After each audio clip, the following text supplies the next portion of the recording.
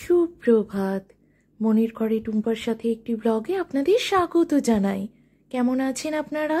আশা করি খুব ভালো আছেন। আমরাও খুব ভালো আছি। সকালবেলা স্নান করে চলে এসেছি ছাদে, কারণ সূর্য মামা দেখা দিয়েছে বেশ কিছুক্ষণ হলো। এখানে জামা কাপড়গুলোও শুকিয়ে গেছে, আর বড়িগুলো কিছুক্ষণ আগেই আমি রোদে দিয়ে গেছিলাম। এখন একটু রোদ্দুরের দিকে টেনে টুনে দিলাম, যাতে খুব ভালো করে শুকিয়ে যায়। আর বড়িগুলো কিন্তু ভারী সুন্দর হয়েছে। এখানে আমি জামা কাপড়গুলো একটু গুছিয়ে নেব যেগুলো শুকিয়েছে। কিন্তু রোদ্দুরটা বেশ আজকে দিয়েছে, রোদ্দুরে থাকা যাচ্ছে না জানো তো বেশিক্ষণ। একটু রোদের জন্য উপরে আসতে হয়, আবার রোদ্দুরের খুব তাপ হলে সঙ্গে সঙ্গে নিচেই চলে যেতে হয়। মানে বারান্দাটা বেশ আরামদায়ক লাগে। তবুও আমি ছাদে আসি, কারণ রোদ গায়ে লাগানো, শীত গ্রীষ্ম বর্ষা যখনই হোক না কেন, সে সব সময়ই উপকারী। তবে সকালবেলার যে সূর্যটা ওঠে সেই রোদটাই সবচেয়ে উপকারী। কিন্তু অত সকালে যেহেতু ছাদে ওঠা সম্ভব নয় আমার মতো গৃহস্থ মানুষের, তাই এই সময়ই সই। তবুও চেষ্টা করি জানো তো, যে স্নান টান করে একবার অন্তত ছাদে আসতে। আর এখানে মাও চলে এসেছে। মা বড়িগুলো উঠছে কিনা দেখছে, কিন্তু দেখি উঠছে না, কারণ কালকে খুব একটা রোদ ছিল না। তাই মাকে বললাম ছেড়ে দাও, যখন শুকাবে এমনি উঠে যাবে। মা বলছে এই থালারটা তো এরকম কাত করলেই সরে সরে আসবে, কিন্তু সেটা আর হচ্ছে না, কারণ খুব সামান্য তেল বুলিয়ে নিলে ভালো হতো। সেটা আর আমি তাড়াহুড়োর মধ্যে করিনি, মানে ওই নেটটার মধ্যে ধরেনি, তখন থালাটা এনে তাড়াহুড়ো করে ওখানেই দিয়েছি। শুকিয়ে গেলে উঠে যাবে। আর এখানে মাকে আমি বলছিলাম, দেখো পুরুলগুলো যদি ছাড়াতে পারো তাহলে ছাড়িয়ে ফেলো। এখানে অনেক গল্পগুজবই হচ্ছে। মা মেয়ের গল্প শেষ কি হয় বলো তো? কত কিছুই গল্প করছে মা। আমাদের বাড়িতে সব সময়ই রোদ থাকে, মানে সূর্য মামা উঠবে আর এক কথায় উদয়স্ত রোদ থাকে বলা যেতে পারে। দক্ষিণ দুয়ারি ঘর, বুঝতেই পারছো। কিন্তু আমি মাকে তাই বলছিলাম, গিয়ে তুমিও অনেকখানি বড়ি দেবে। এই সময়ের বড়ি খুব ভালো হয়, যেটা বারবার বলি তোমাদের। তো মা বলে বাবার নাকি খুব একটা বড়ি পছন্দ নয়, তাই বাবা অতটা গ্রাহ্য করে না। তো আমি বললাম তুমি একটু দিয়ে রাখবে। বেশ কিছু তরকারিতে বড়ি বেশ ভালো লাগে, মন্দ লাগে না। তো আমি বলছিলাম বাবা কি মোটেও খায় না? মা বলে হ্যাঁ খায়, দিলে পরে শাকে পাতে বা বড়ির কোনো তরকারিতে দিব্যি খায়, কিন্তু খুব একটা পছন্দ করে না। এই যা। এদিকে গল্প করতে করতে মা দেখি পুরুলগুলো ছাড়িয়ে দিচ্ছে। আর এই পুরুল ছাড়ানোটা আমি নিজে হাতে কখনো ছাড়াইনি জানো তো। এবারে ভাবছি ছাড়াবো। কিন্তু এইগুলো যে শুকিয়ে গেছে, এটাও মা আমায় এই উপকারটা করে দিল। আগে দেখতাম মা পুরুল ছাড়িয়ে এই সময় রেখে দিত, সারা বছরের জন্য সাবান মাখার কাজে লাগতো ছাল হিসেবে। আমার মা অবশ্য এর থেকে একটু শক্ত ছাল পছন্দ করে, কিন্তু মা তাই বলছে এই ছালে কি অসুবিধা হয় না? আমি মাকে বলি এই ছালেই আমার সুবিধা হয়, কারণ খুব বেশি শক্ত ছাল আমি ব্যবহার করতে পারি না। আর জানো তো বন্ধুরা, এই পুরুলটাকে অনেকে ধুধুলো বলে। আর এই পুরুল খাওয়া হয় জানো? তোমরা কমেন্টে জানিও তো, কারা কারা এই পুরুল খাও কচি অবস্থায়। এটা অনেকটা ঝিঙের মতো, মুখে দিয়ে দেখতে লাগে কাটার সময়। যদি তেতো হয় তাহলে সেটা ব্যবহার করা যাবে না, আর যদি তেতো না হয়ে নর্মাল মিষ্টি প্রকৃতির সবজি হয় তাহলে অবশ্যই তোমরা পোস্ত ঝাল বা বিভিন্ন রকম তরকারি বানিয়ে অবশ্যই খেতে পারো। তোমরা ডালে দিয়েও খেতে পারো, অবশ্যই একটু কালো জিরে ফোড়ন দেবে মুসুর ডালে, বেশ লাগে। কিন্তু কিন্তু আমি কখনো খাইনি। আমাদের বাড়িতে আমার ফুলকাকু খেতে কিন্তু বেশ পছন্দ করে। চলো তাহলে, রোদ্দুরটা পুরো মুখে ঝামটা দিচ্ছে, থাকা যাচ্ছে না। কিন্তু ওই যে মাথায় অনেকটা পরিমাণে তেল দেওয়া আছে, তারপর দিয়েছি জল। একটু রোদ্দুরে না শুকালে আমার তো একই ঠান্ডার সমস্যা, আরও বেড়ে যাবে। তাই বেশ কয়েকবার হাঁচি পড়ল কিন্তু। আর এখানে বাপ্পা বাড়ি চলে এসেছে, এখনো খাওয়া দাওয়া হয়নি। উপরে বসে আছি, আর রাতুল দিদুনের কাছ থেকে দিদুনের পাওনাটা কিন্তু পেয়ে গেল, মানে রাতুলের পাওনাটা দিদুনের কাছ থেকে পেয়ে গেল। খুশি হলো ভীষণ। মা খেতে দিল, তো ওর বাবার কাছে দিয়ে দিল।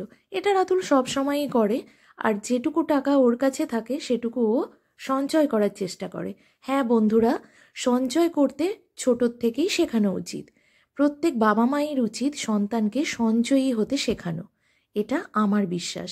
আমি চেষ্টা করি রাতুল যাতে অল্প অল্প জিনিস দিয়ে সঞ্চয়ী হতে শেখে। তাহলে কি হবে বলো তো বন্ধুরা? তাহলে ও বড় হওয়ার পর অর্থের মূল্য বুঝবে। শুধু অর্থই নয়, বিভিন্ন রকম জিনিস যেগুলো আমাদের খুব স্মৃতিমধুর, সেইগুলোও সঞ্চয়ী হতে শেখা ভালো। তো এখানে চলে এলাম ছাদে। বেশ কয়েকটা কুড়ি হয়েছে, আর মা আমাকে দেখাচ্ছে প্রত্যেকটা গাছের ডগে ডগে কুড়ি এসেছে। ওই যে মন খারাপ করা ছাদ বাগান আমার এবার। তাই মাকে বলছিলাম কি আর করা যাবে, এবারে আর কোনো উন্নতি করতে পারলাম না, চলো দুপুরে খেয়ে নিই। হয়েছে ছোলার শাক বেগুন দিয়ে ভাজা, আর এখানে ফুলকপি আলু আর ডিমের ঝোল। এটা অবশ্যই হাঁসের ডিম। আর রান্না করতে করতে বানিয়েছিলাম ভাজা পিঠে, সেটাও তোমাদের সাথে শেয়ার করে নিলাম। এখানে আগের দিনের ক্ষীরটা রয়েছে, আরও একটু ক্ষীর বানাবো বলে আজকেও কিছুটা পরিমাণে দুধ নিয়েছি। আর এখানে মা ওদের খেতে দিচ্ছে। আর এই সময়ে দুধটা বন্ধুরা ভীষণ ভালো হয়। এটা গরুর দুধ, কারণ এই সময় গরুতে ঘাস খায় না।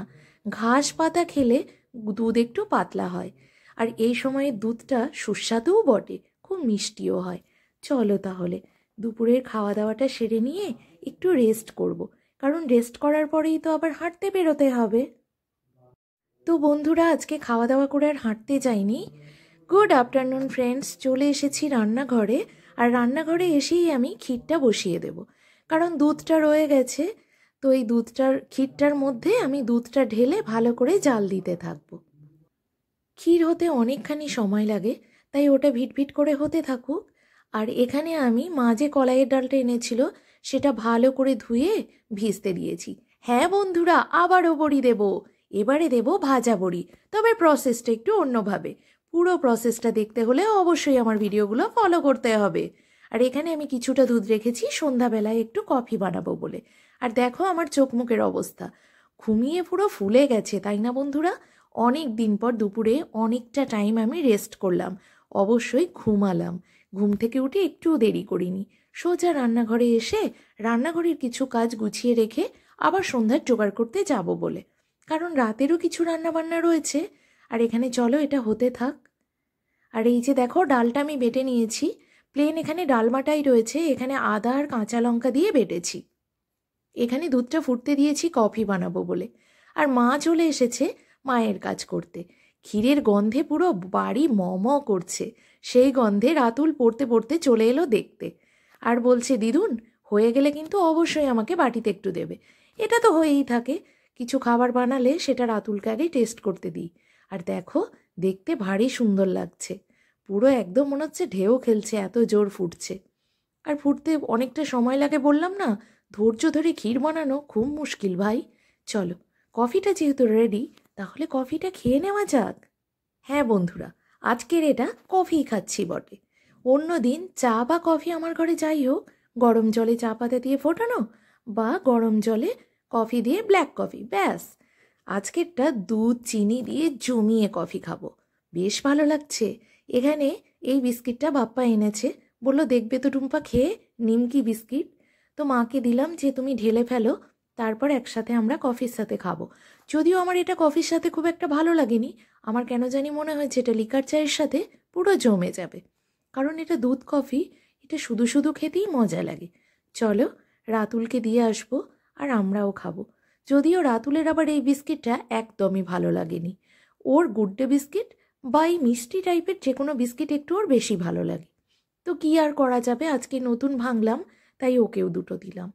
তারপরে চলে এলাম রাতের ডিনার বানানোর জন্য। হ্যাঁ বন্ধুরা, আজকেও বানাচ্ছি বাটার পনির, আর তার সাথে থাকছে পরোটা।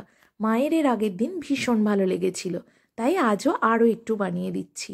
এই খাবারটি এতটাই সুস্বাদু, একবার খেলে বারবার খেতে মন চাইবেই চাইবে। হুম, দারুণ দেখতে হয়েছে, খেতেও কিন্তু অসাধারণ হয়েছিল। চলো ঝটপট করে পরোটাগুলো বানিয়ে ফেলি, খাবার আমাদের রেডি।